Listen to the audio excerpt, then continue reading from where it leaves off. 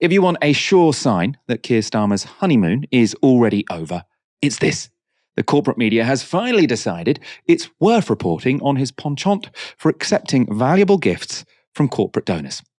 This has, of course, been a topic of reportage in the independent press for a while. In August last year, Open Democracy reported that in his first 4 years as opposition leader, Starmer accepted more freebies than all Labour leaders since 1997 combined.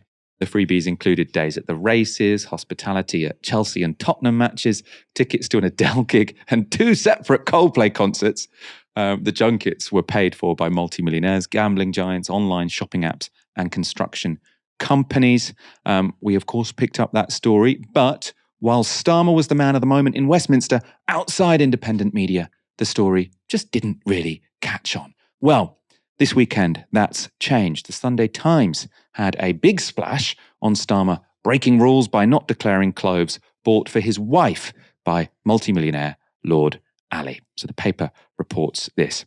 Ali, the former chairman of the online fashion retailer ASOS, whose wealth is estimated at £200 million, is Starmer's biggest personal donor. This year, he has given the Labour leader £18,000 worth of work clothes and several pairs of glasses. He also spent £20,000 on accommodation for Starmer during the election and a similar sum on private office costs. Those were declared, but the clothes given to Lady Starmer, it is thought before and after her husband entered Downing Street in July, were not. She received deliveries around the time Ali was embroiled in a cash for access row. The Sunday Times revealed he had a number 10 security pass and used it to entertain donors in the garden of Downing Street. Labour headquarters has helped to organise the delivery of the goods for Lady Starmer. Details of the arrangement were known only to a tiny circle of trusted advisors. The clothes bought for Lady Starmer weren't quite as expensive as what her husband has been wearing, so the bill for her clothes covered by Lord Ali comes to £5,000, and it was £18,000 for her husband. Speaking on Sunday, David Lammy has suggested that there's nothing to see here. This is not an issue of transparency. He is attempting to be transparent.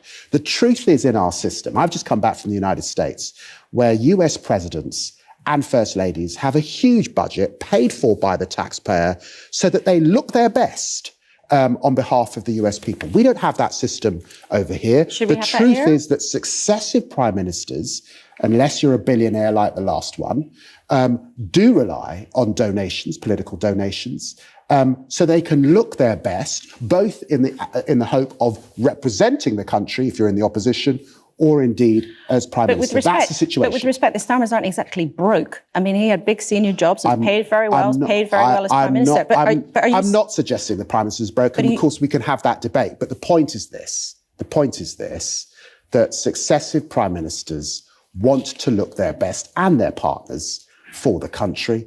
That is what lies behind this. So Starmer accepted thousands of pounds for his wife's dresses and his own for us, the British people. He simply wanted to look good for Britain, for us, on the world stage. How moving. What sacrifice. Oh no, I'll have to accept all of this lovely money for these lovely gifts just so I can look good for my people, to represent them well.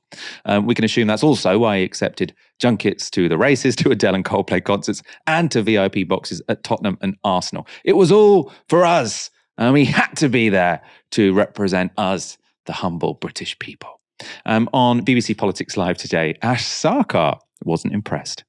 There's no such thing as a free lunch. And if what you expect me to believe is that Lord Ali was just from the goodness of his own heart, helping her out with some wardrobe issues, and that's all there was to it. I mean, really, do you have a bridge you'd like to sell me as well? I just think it's ridiculous.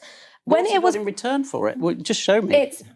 The thing about influence. That's the question. The thing about influence and having the ear of a powerful politician is that you can't always measure these things. But that's why donors do this kind of thing. And I think that there is a particular problem with Keir Starmer here, because on the one hand, when he was in opposition, him and Angela Rayner went gangbusters. When Boris Johnson had a Tory donor pay for some expensive wallpaper, they said, well, you earn all this money, you can buy your own wallpaper. And we all went, yeah, that's a fair point. Now, when we're saying, well, you earn all this money, can't you buy your wife a dress? It's like, oh, well, no, Lady Starmer, she works in the NHS.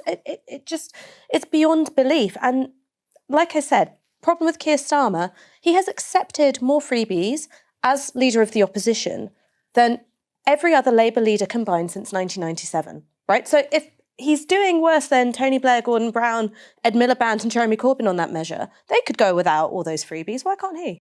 Very effectively put, Ash. We've been talking about this story for a while, that Keir Starmer seems to be very comfortable accepting gifts, indeed more comfortable than any leader. I think, since they've been sort of recording this kind of stuff, or at least since 1997, that's that. Or since 1997 combined, wasn't it? That was sort of the stat there that was quite shocking. And we've been saying, look, so long as he's in the lobby's good books, they might mention this in passing, but it's not going to become the story, right? Because it only becomes the story when they turn against the guy. Are we now seeing sort of the media saying, we're not sure about this guy anymore. All of this stuff that we've known for ages, now let's make a really big fuss about it. Is that sort of that ball in motion? Well, I think so. I mean, you've seen it with the collapse of his personal popularity ratings. It's worth comparing Keir Starmer to Tony Blair. So Tony Blair, really, for the first 3 years he was in office, enjoyed net positive popularity ratings. Now, the personal popularity of Keir Starmer was always lower, coming into the election and immediately following. But it has fallen quite steeply since, in part because of the positioning on two major issues. First being the two-child benefit cap, not scrapping it, and the second has been scrapping the winter fuel allowance for pensioners and linking it to being in a recipient of pension credits. Those are things which have damaged his popularity. And I think scenting a bit of blood in the water, the lobby, as they do, are like, oh, well, it's time for us to start noticing things. When it comes to not accepting freebies, that would be a really easy win for Starmer. Because again, thinking about how he positioned himself, particularly against Boris Johnson, he was Mr. Rules. He had a little staged photo opportunity in John Lewis looking at some wallpaper during the refurb crisis of a couple of years ago, when it was felt that Boris Johnson unfairly maligned John Lewis by going for the expensive Lulu Little wallpaper instead. Keir Starmer could very easily be like, okay, well, here is a cheap, indeed free way of me distinguishing myself from the Conservative Party on sleaze. I'm just not going to accept the freebies. Right? Or I'm not going to accept many freebies. Maybe the odd Premier League match, or if England are in the final for something. But other than that, I'm not going to do it. And that would be a really easy dividing line, because he's not that different from the Conservatives when it comes to tax and spend and all sorts of foreign policy decisions. This would be a cheap and easy way to do it. But there is an element of greed and, dare I say it, status obsession with Mr. Starmer. I think that he likes feeling important, and I think that he likes feeling fawned over. And I think that there is something about that, wanting to look a bit fancy and rub shoulders with the great and the good. I wonder if there's an element of that with him. He does seem to really enjoy signifiers of status.